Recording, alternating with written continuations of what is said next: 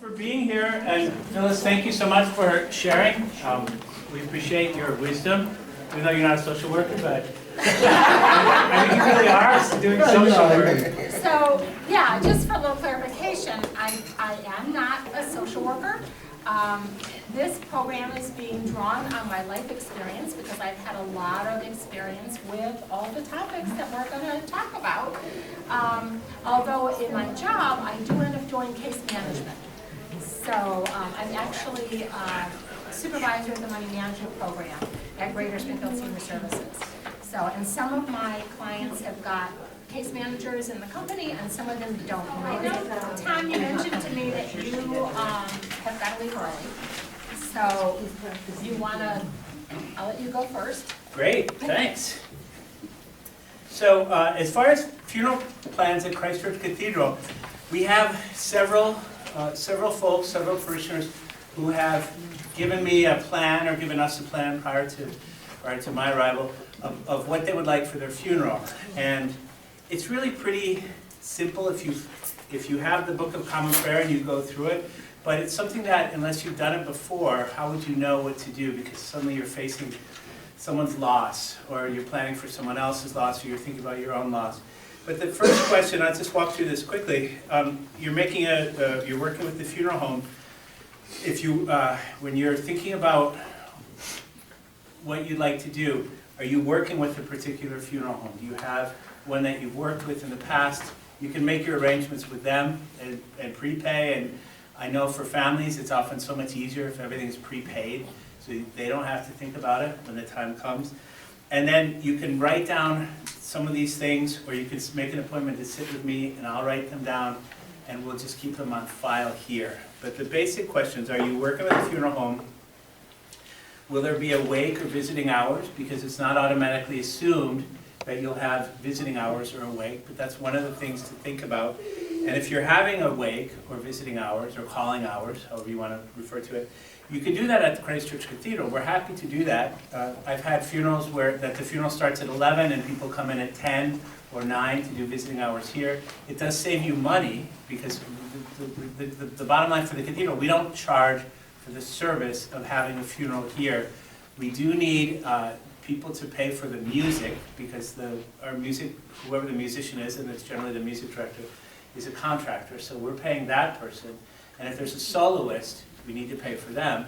But we don't charge for members of the cathedral to have a funeral. People often make donations, and that's always appreciated because it's, we do have light and such and so on. And so is your service happening here? Are the funeral hours, the visiting hours going to happen here, or are they happening at the funeral home? And that's fine as well. And is it a burial service at the church? Is it a burial service? Or is the service itself going to happen at the funeral home? I've had people where everything happens at the funeral home or at their house. In the case of Agnes Johnson, her funeral is going to be at her house because that's what she wanted. And I think because she's been involved with 2 different churches and it's just easier for her to have everything at her house. The Book of Common Prayer does say that it is proper and appropriate for Christians to have the service at the church. But certainly if it's at your house or at the funeral home, that's perfectly fine. I don't think in this day and age, it's really what suits you. And is there a committal service? So the committal is after the service is over, when we're putting the body or the remains into the ground. Recently, 50 years ago, you wouldn't have even thought about any of this. But today, there's so many options. You can have, the person can be cremated, and when they're cremated, you can hold on to the ashes forever. Or you can take the ashes and bury them in the ground, or in the case of our columbarium, we have the columbarium, and we will start an expansion of the columbarium for next year in 2020, for anyone who's interested in that, if you're interested, so we could talk about that. And then, so for the committal, you've got to think about what will happen with you after the service is over. Will your ashes be here? Will they be buried? Will they be kept at someone's house? Isn't there another option, scattering? Or not? They could be scattered, yeah. I've scattered ashes. Normally when they're scattered, the family members will take them. And so the ashes, the urn, will be at the cathedral, which is often the case, and then we just give them back to the family and they scatter them. You can have, in Los Angeles, they have burial at sea. They have ashes that go out on a little barge, and the Neptune Society, I think, does that. So these are some decisions to make for the funeral. Some decisions to make about the liturgy. I don't know if anyone here is Rite One stalwart, but I've done a fair number of Rite One funerals, Rite Two funerals. It's good to have that written down. That way we know, will there be Holy Communion or not? And once again, the tradition, the custom is to have Holy Communion, but for some people we haven't had it, and that's perfectly right. The Book of Common Prayer presents a variety of scriptures that are most appropriate. If you pick one that's not on the menu, that's okay. We try and have them be appropriate, and so in their wisdom, the prayer book authors have put together what's appropriate, and they are good readings. They really are great scriptures that are in our prayer book. And then who's going to read? If you note in your funeral plans who you would like to read, obviously when the time comes, there's no guarantee that they'll be around, but it often helps it a little bit easier. For the preacher and the celebrant, unless it's the dean, me, or whoever the dean is, or whatever church you're doing, if it's not that person, you have to arrange with them. So if someone else comes in to preach, I need to give permission. If someone else comes in to celebrate, that's most rare, I would share with them. And so it's worth talking with the clergy person, with me, or whoever the dean is about that.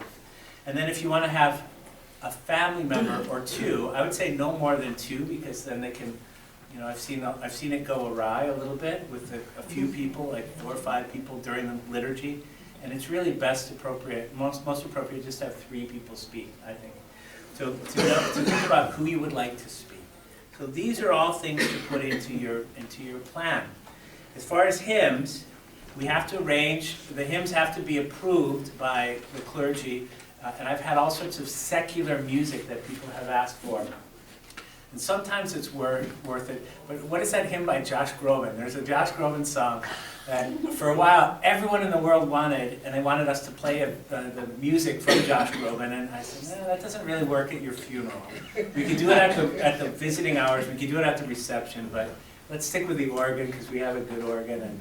And so just to check with me, and I'll sit down with the music director. But I've looked at these from people from early, from 15 or 20 years ago, and the hymns don't change. It's really, it's amazing. You can figure out ahead of time what you want for your hymn, and these are the options. So we don't normally choose the prelude or the postlude, but pick your entrance, gradual, offertory, communion, recession. And I know people who know exactly what they want. So that's important to you, put that down there. And then the other things, what happens with the obituary is usually the funeral home will help you craft an obituary, and they know where to send it so it appears in the news. And then the other thing that people don't think about ahead of time is what will you do after? Because you have all these people who are here who love you and they want to have a reception or a big Irish feast or however they do it. But to write that in your plans is super duper helpful. And if you set aside money and you say we're all going to Red Rose after the service, and I've set aside with the funeral director $2,000. There you go. That makes it so much easier for everyone else. And then I think it's important. This is my little codicil. When you're making your arrangements, don't forget to include Christ Church Cathedral in your will, because the fact that so much of our funds come from our endowment means that people who've gone before us have included Christ Church Cathedral in their will. Half of what we have comes from estate planning, for people who said, I'm going to give the church X amount of money. So as you're thinking about your plans, just put that in the back of your mind, because it's not too late to include the cathedral in your will and have your life and your donation be part of our legacy that will make sure that we're here for another 200 years. So is that good on time? Quick. Any questions about this? Yes? You were talking about stipends for different people. Don't you get a stipend? I generally don't take a stipend if it's a member of the church, and most often what happens is people will write, I'll ask for a donation to the discretionary fund. If it's someone who's not from the church and I'm kind of doing them a favor, yes, I'll take a stipend. But you're paying me to do your funeral, so I don't need additional. But there is still a stipend, but there is a stipend for the organist. Yes, there's a stipend for Because the that didn't organist. used to be the case, but it is now. Yeah, we ask, Whether or not they decide to take it. yeah, so the stipend, yes, we ask for a stipend for the organist. Oswald? The first time I was seeing the Holy Eucharist celebrated at a funeral was here. And he promised in the West Indies, will not do. That's so interesting, yeah. And if the family member, if the person died, that family member picked him. They tell the church to him that person. Well, that's what'll happen if you don't pick your own. Someone will do that for you. But I think the tradition here, I mean, as far as I know, and I think the Book of Common Prayer says that Holy Eucharist, I think, well, at least the church service is preferable. And I don't remember if it says that about Holy Eucharist, but that's been the tradition here. Yes, Ad? Is there a wider change sort of about music more than hymns? Does one have to have a hymn? No. Or church-related music? One, during the service, it's not necessary to have hymns. We can have anthems, we can have music playing during the service as well. It's really, if you think about the 5 times, there are these 5 key times when hymns are sung, we can have, hymns aren't absolutely necessary. But for those for whom hymns are important, it's worth putting them down. It could be some sort of secular music if it During- is appropriate. During the liturgy, I would say it's, I'm sorry, I meant prologue and prelude. I've had the kind of preludes and postludes that have been a little bit more secular, or they weave in secular music. Like who was the one? I think that was here. Art Brunel, the Yeah. recessional was when the saints go marching in. That was a recessional Brunel, so. That's not a secular hymn, No, that's about that's a saints. religious hymn. It is. I think it's in one of the hymnals. And someone here had New York, New York. That's a cathedral. Something happened at the cathedral where we weaved in "Start Spreading," and that's okay. I think we're here to give honor to the deceased. So if we're I think we become like the Pharisee in the Scripture if we're so uptight about these things. So there's a little bit of flexibility about the prelude and the postlude, but I wouldn't have a wholly secular hymn sung in the church without some kind of justification that it kind of makes sense. You should consult, obviously. Yes, to consult, yeah. And we're here to consult. If you want to write down, set up an appointment, email me, however you want to. If you want to put this on file for yourself, I am more than happy to do it. And I have a few people since I've been here. I've done it, and then I think we have a few from people who did it when Jim was here. And I think that's it. Any other questions? Don't forget, yes. Are there rules about scattering ashes and where it can be done? Yes. It can't be done at Disneyland, I've heard that, because that's the #1 place where people drop off ashes in Florida. So one of the websites that I put on that paper is from the Funeral Consumers of Western Mass. It's a Funeral Consumers Alliance of Western Mass. It's a non-sectarian, non-profit membership organization whose mission is to promote and protect a consumer's right to choose a meaningful, dignified, and affordable final arrangements. They're independent of the funeral industry, and they aim to provide unbiased, reliable information about your rights and options for funeral or memorial services, care of the body, and disposition of human remains, including burial, cremation, or donation. So I've included that website. Okay. And that's Western Mass. So, yeah, there's a lot of times people want to scatter cremains in illegal places. We'll just leave it at that. Okay. But I will say, if you're going to do a cremation and you're going to have a viewing, you go to the funeral home, so now there's a casket involved. You can rent a casket, which costs you less money. So that is something to keep in mind, because sometimes, in the past, funeral homes were not real good at saying you can rent the casket, because they're also there to make money. But And we can recommend funeral homes that work a lot with the cathedral. that tend to make things easier for people. I think that's my call. So call me if I can be of any help. If you want to set anything up, it's a profound thing to do, but it's worthwhile. Thank you, guys. Thank you, Phyllis. Oh, you're welcome. So I kind of did this in an order that I think made sense. So start off with healthcare proxies and power of attorney, because I think no matter who the adult person is, you really should have a healthcare proxy done and a durable power of attorney. We ran into a situation where my husband's aunt had always talked about getting her papers done, and she didn't do it. She ended up having a stroke. So in order for her husband to be able to make any decisions about her health, we had to go to court. And we had to have the court named, in this case, we had my husband and her husband named as co-guardians. We chose co-guardians because we didn't think that the husband would be able to make the tough decisions that may need to be made coming down the road. And we said to him that we're doing this because if something happened to him, we wouldn't have to go to court again. So it was a twofold reason why we had the two names on there. But it's important to do that, and people don't think about, there's somebody that I know that her daughter, who was an adult, ended up in a coma for several weeks. And if there's no healthcare proxy, who's going to make those decisions? So it really makes sense to do that. The funny story about my son, when he went in for gallbladder surgery, they had him fill out a healthcare proxy because he didn't have one. He wouldn't do it at the hospital. And he brought him home and he said to me, Mom, I want to put your name on there, but is this permanent? Because he said, someday I'll be caring for you, and at that point, I don't want you to be my healthcare proxy. So, just funny. I said, no, you can name one, you can always change it.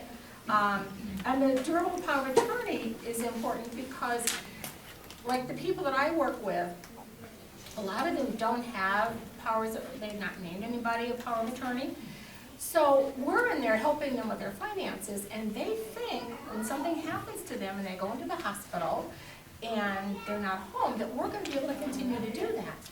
And we can't, because we cannot go into their home without them there.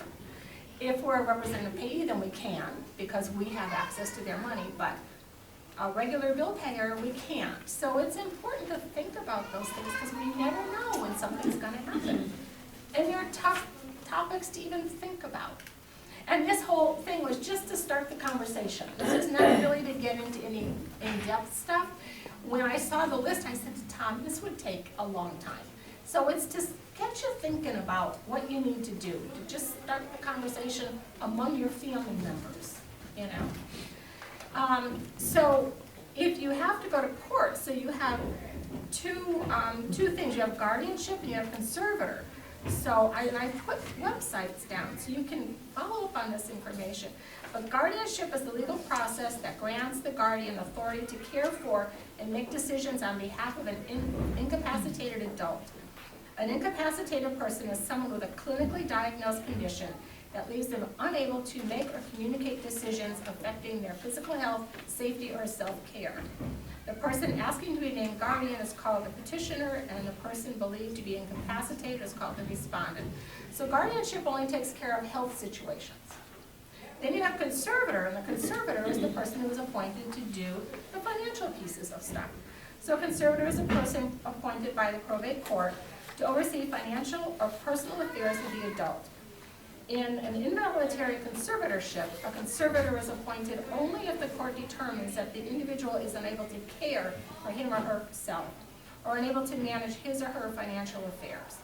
A voluntary conservatorship, the court appoints a conservator on the request of an adult who seeks assistance in managing his or her affairs without making a finding that the individual is incapable. And I would say whoever you choose for healthcare proxy or power of attorney, healthcare proxy is so important. Have a discussion with that person on what they want. Because a healthcare proxy means you are going to be speaking for that person who can no longer speak for themselves. And I cannot tell you how important it is for that conversation to happen. I knew as a young child what my father wanted. so that when it came time, I could hold up the paper and say, these are not my words, these are his words, this is what he wants to happen to him, or not happen to him. In the case of Uncle that I mentioned earlier, they hadn't done their paperwork, Auntie died first, and then I kept harping on Uncle. Have you chosen a healthcare proxy? Have you got a power of attorney? No, no, no, no. Finally one day he said, yes. Is Charlie coming down? I said, yes. And I kept telling him, Charlie, I'd be glad to do this for you. I'd be glad to do this for you. So when Charlie left the house, he called me on the phone. He said, he's chosen his healthcare proxy. I said, thank you, Lord. Well, he chose me. Oh, but never had a discussion with me. So now, the hardest decisions I have to make for him, I have to go, because he never had the conversation. I have to go back in my mind and say, okay, when this happened to someone, they had this medical issue in the family, how did he feel about it? What was his reactions? What would he want me to do? And also, with his wife, they wanted to put her on a feeding tube. They suggested a feeding tube, because she wasn't eating anymore. She had dementia. She was in end-stage Alzheimer's. And I sat with the doctor, with Charlie and her husband. And the doctor said, you know, we can do a feeding tube. And I said, it's not appropriate for these reasons. And the doctor agreed with me.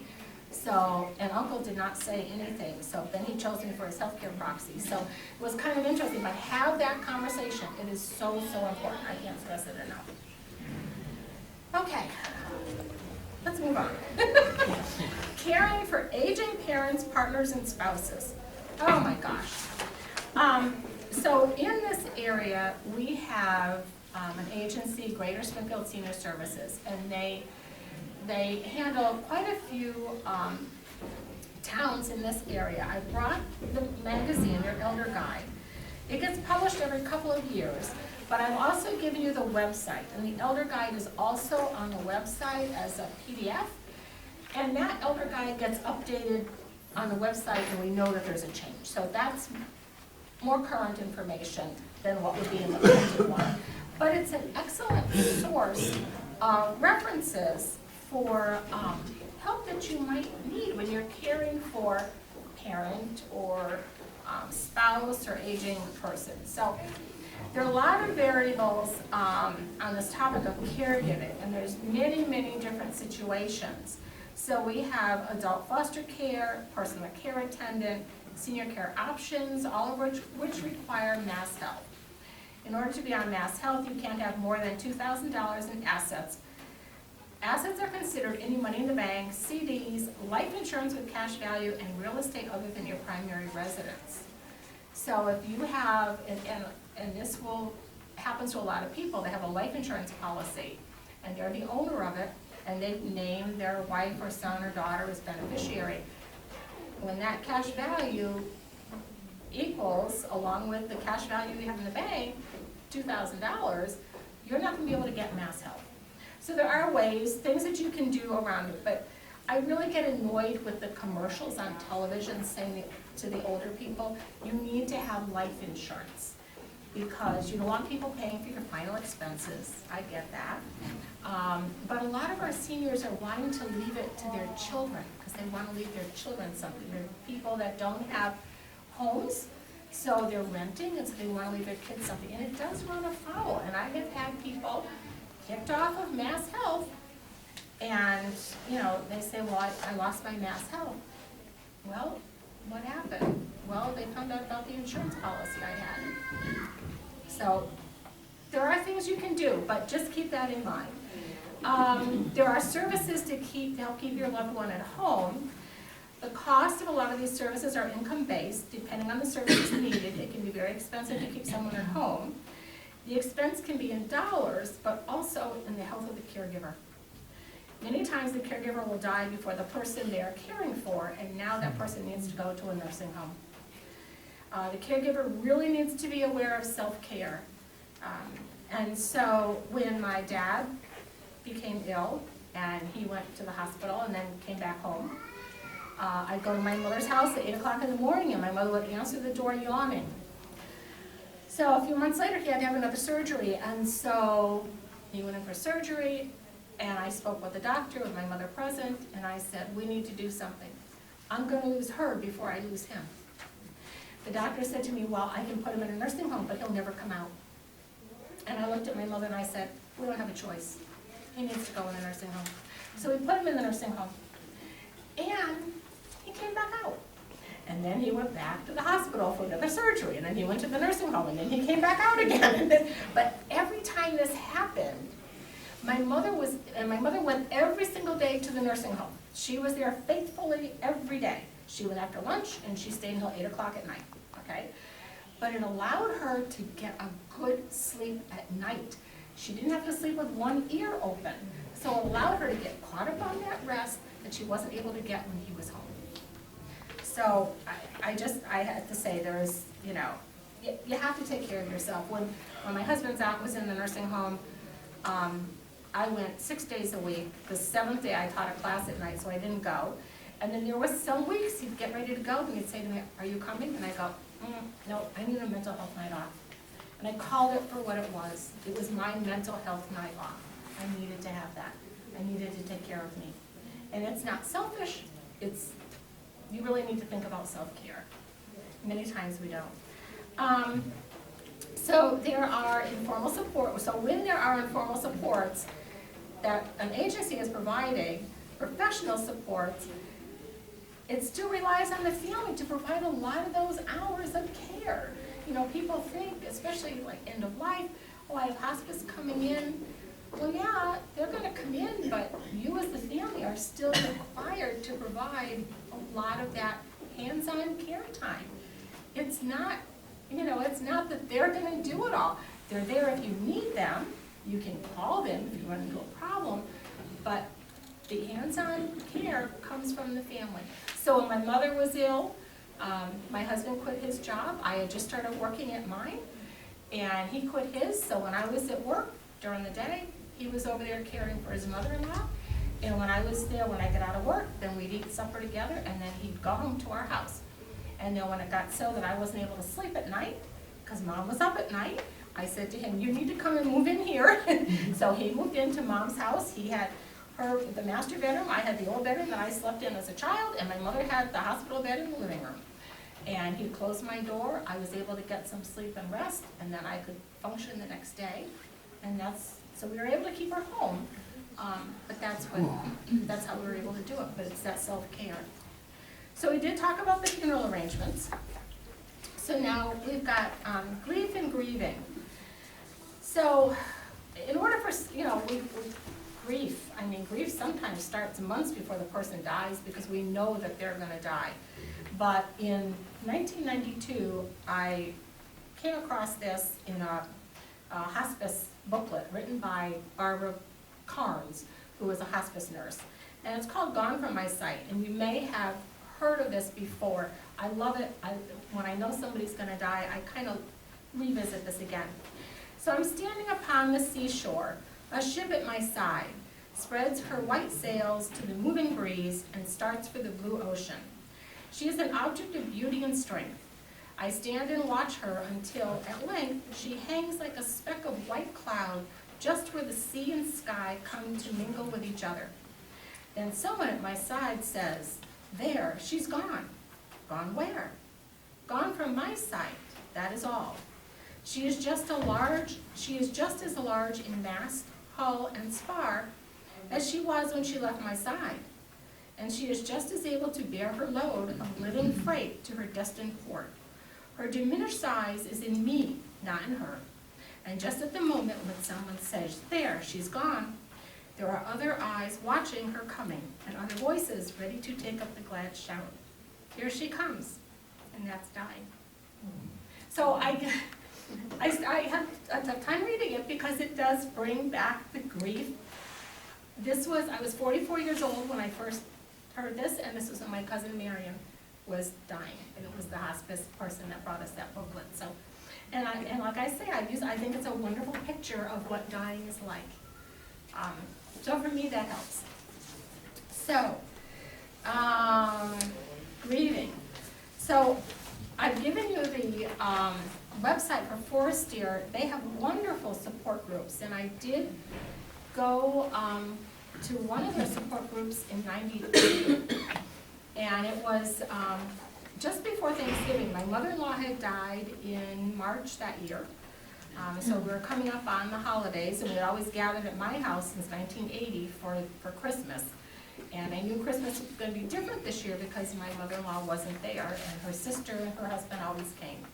So the meeting was called Coping with the Holidays, and it was the hardest, but the best 2 hours I ever spent. And they were able to help me to help the other family members. And by that, when my mother-in-law died, there were some pieces of furniture that I brought to our house. And as people normally are, when you gather as a family, I don't know about your family, but mine always sat in the same place around the table. You know, we didn't assign seats, but you tend to always go to that same, we tend to go to the same pew at church, we tend to, you know. So where my husband's aunt would sit, she would sit with her back to the windows facing the inside of the house. And so I was able to say to her, you know, we've taken these pieces of furniture, they're now at my house. If you sit where you always sit, this is what you're gonna see of your sisters. So when Christmas Day comes, come to the house, and we will let you sit down first. And you can sit, you choose where you wanna sit. And we will fill in around you. She never ever sat in her seat where she would see her sister's furniture. She sat with her back to her sister's furniture. Had I not gone to that program, I wouldn't have been sensitive to what may set her off or maybe uncomfortable for her in that situation. So I was thankful that I was able to go and listen and get those hints, you know. The other thing is, that I learned from that, was that people say the first year that somebody dies, it's the hardest, that first year. Especially if it's a spouse. Now, obviously I've not experienced that for myself. But I had two different, and at this Coping with the Holidays, they also said that that's not the case. In a lot of cases, it's the second year. So I just sort of tucked that in the back of my mind. So I was teaching classes, and a woman, 50 years old, her husband died suddenly of a heart attack. He went out for a jog in the morning, never came back. So I just had that in the back of my head. She continued taking classes. We went through the first year. The second year, we started into the second year, and she said to me, you know, I'm finding this year harder. They always say the first year is the hardest. I'm finding this one harder. So she was 50. So my mother, when my father died, he was 77. My mother was 74. And she came to work every day. And so got through the first year. And the second year started, and she said to me, you know, I'm finding the second year a lot harder. So it was just interesting, and my father was ill for a while, so it was expected. It was not an unexpected death. So it was just interesting. So I just tucked that in my mind, and people can have different experiences with this, but these are the two that, you know, and it kind of relates to what the funeral home had said to me. So now on to finances and loss of an income. I'm gonna speed through this. So what I'm finding is if we're living in a family unit and several people from that unit are contributing to the cost of this living, when you have the loss of an income, have you thought about, are you gonna be able to stay where you're living? What is that gonna look like? Because if you use my husband, so when, you know, we have two incomes coming in, we're both on Social Security, we happen to both be working too, but at some point I hope to retire. But we'll have the loss of an income, and so we will lose mine, because I don't get as much in Social Security as he does. Whoever's left in that house, can they stay in that house? Or are the expenses too much that we have to move? In my mother's case, she stayed in the house for a while, and then she said to me, I can't live here anymore because I can't afford the taxes on the house.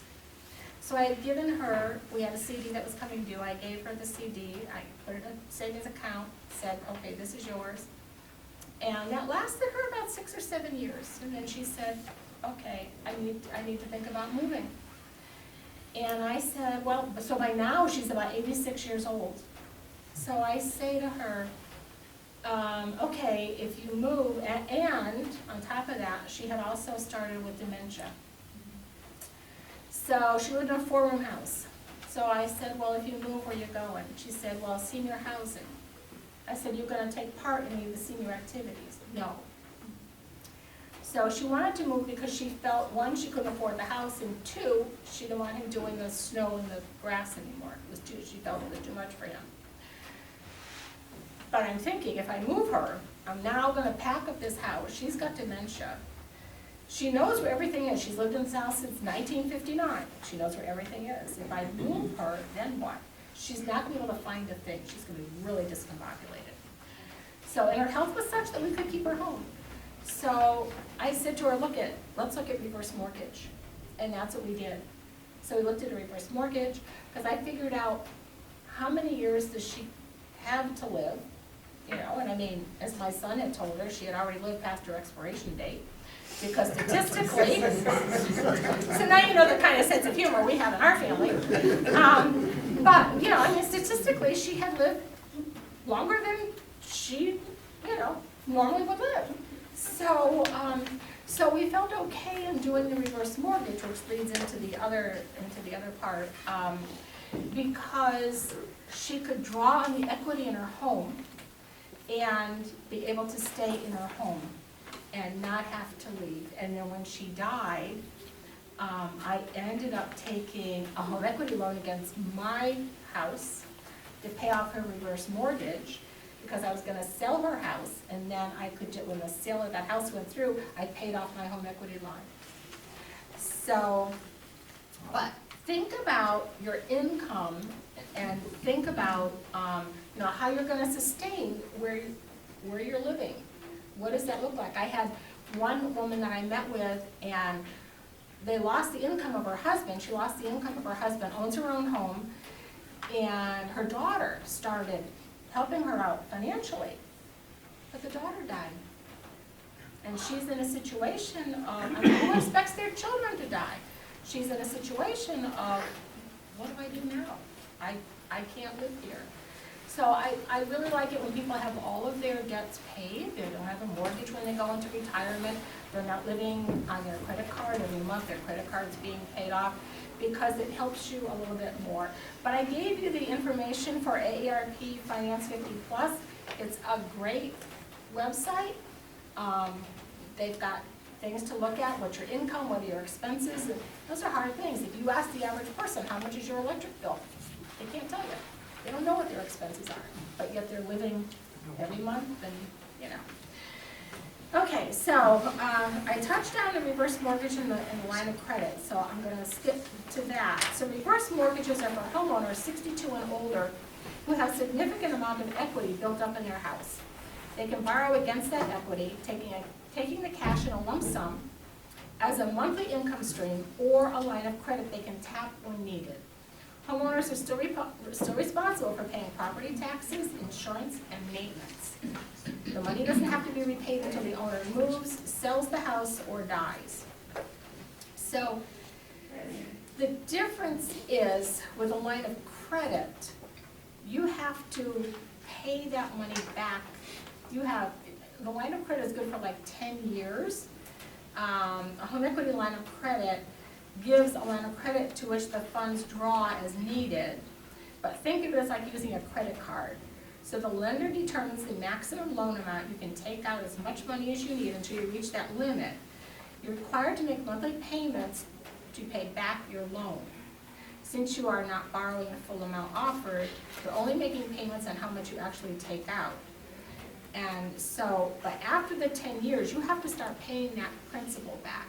So when I use the example of the reverse mortgage for my mom, that didn't have to be paid back until after she died, and I needed to pay that back. I knew I was going to have the sale of the house, so I took out a home equity loan for me. My banker recently said to me, before you stop work, apply, redo the home equity loan, because once you stop work, apparently you can't do it. So she said, do it, and I'm thinking, if I'm stopping working, I'm not going to have the money to pay that back. But I've got other things working in my head thinking, well, we'll see, even if I don't use it. But there is a distinct difference, and I think people would say to me, Why are you having your mother do a reverse mortgage? It's very expensive, and it is very expensive, but it was a way to keep her in her house, not pay it back, and I could use the equity from the house, from the sale of the house to pay it back. That worked. So wills and testaments. So most of my clients are low income and they don't own any real estate. As a result, they don't make out a will. I mean, there's really nothing, a lot of them are on mass health, they don't have a lot of money in the bank. I had one person, senior housing, and had a stepdaughter. I could not get him to plan his funeral. I tried gently saying, you know, you need to think about planning your funeral. His answer to me was, they can throw me out in the gutter when I die. I'm like, okay, that's not gonna happen. So, and he had cancer, he had stopped his chemo, and the last time I saw him, I walked in and he said to me, and he wanted to die at home, but I had been gently trying to say to him, you know, because informal supports, I mean, hospice is not gonna be in there 24/7. So I said, you know, when you can't get up to take the pill to alleviate pain, what are you now gonna do? So the last day I saw him, he said to me, I've made the decision to go to the nursing home. And I said, you made a good decision. Because he was also a fall risk. And they kept calling our agency saying, you know, he fell, you need to do something. We can't make these decisions for these people. But his stepdaughter was there that day.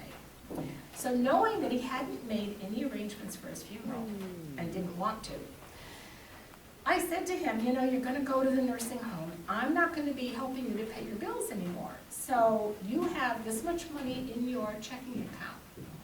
How about, and you may need stuff when you're in the nursing home, so how about if I write a check to your stepdaughter, and we'll leave $10 in the checking account so that the Social Security check will come in next month, it'll have a place to go, we're not gonna close out the account. And he agreed. And I thought, oh good, at least now she's got, because it was about $1,700 in there. And so he agreed. I talked to her after he had died and she said, I thank you so much for doing what you did because I had enough of money to get him buried, which he was just putting off not doing those. So, you know, it's funny sometimes when I say I'm not a social worker, you know, it's like, but sometimes I am doing some case management and trying to figure out how to do things and not, you know, not upset the client, but trying to be helpful in the going along. So most of my clients don't have any wills, and as a result, they don't make out a will. Depending on your particular situation, you might want to go into an elder law attorney, and that attorney might be able to help you avoid probate, and money and or property might be able to pass directly on to the next person.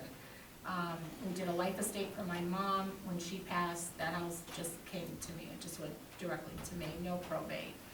I was on her bank account, so that was fine. That just passed to me. In Uncle's case, the bank accounts passed to Charlie, but the house had to go through probate because they had done a will and they had set it up that way. So that went through probate. They had some real estate.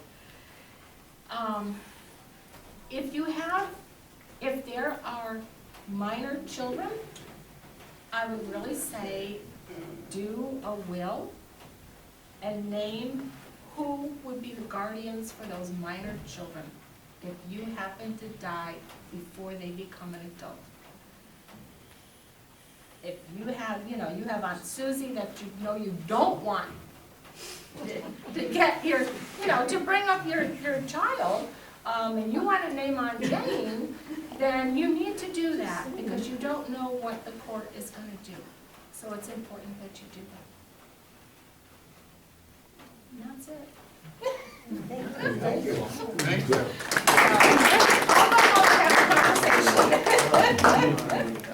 Let's say a guy has $200,000 house, but he has $20,000 left that they owe. Can they do a reverse mortgage, or it has to be completely paid off? It doesn't have to be completely paid, and a lot of times they will do a reverse mortgage to get it paid off. But I would, the whole thing is, so, they say you can do a reverse mortgage at age 62. And I hated the reverse mortgage commercials. Oh, do I hate commercials or what? I hated the reverse mortgage commercials because they would advertise it as, take the trip you always wanted to take. And I look at this as, once you spend that money, you have no way of replacing it. And if you have to use the reverse mortgage for your living expenses, you need to make sure you're not gonna outlive what your reverse mortgage can supply. So when my mother signed on the line in '86, I actually remember saying to her that day, well, Ma, quite frankly, how much longer do you have left? So we were good. She died at 91. I owed a little less than $40,000 that she had, spent. So for her it worked. Uncle was almost a different situation because in Uncle's case, Auntie held the purse strings. And when Auntie died, he was like, oh boy, I can buy the convertible I always wanted to buy. And so now this man had 2 cars, paying insurance on 2 cars, would not take one off the road in the summertime when he could drive the convertible. Oh no, gonna leave both of those on. And just, he wanted to put a new fence up. We said, put a wood fence. No, I want a vinyl fence because I want it to last. It's like, quite frankly, how much longer are you going to be here? The wood fence will outlast you. So it was just, so he spent a good portion of his in the reverse mortgage. So it's always that question of, it's that balance, So you can't just say, I say it's 62. If I'm diagnosed at 62 with a terminal illness, then maybe I would do a reverse mortgage on the house, but maybe not, because diagnoses are wrong sometimes. Right. Thank you. Anybody else?